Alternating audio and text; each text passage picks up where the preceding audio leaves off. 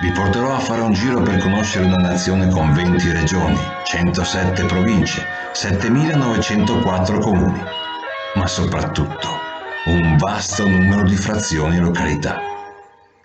Toccheremo i luoghi più famosi e dal nome noto, ed altri che saranno spersi e poco conosciuti. Sarebbe bello che alla fine di questo giro qualcuno di voi si ricordasse, non dico 100 nomi di paesi che avremo menzionato, ma almeno alcuni.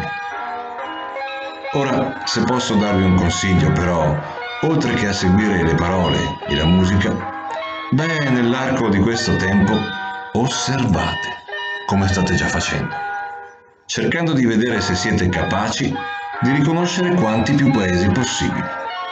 Perché purtroppo la maggior parte della gente conosce in modica quantità la bellezza che hanno i nomi di molti luoghi sparsi per la nostra penisola.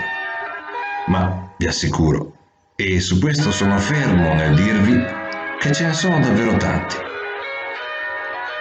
La grande forza e la potenza di questo itinerario immaginario che andremo a fare sta soprattutto nel fatto di offrire l'opportunità a quanti sognano di viaggiare di poterlo fare.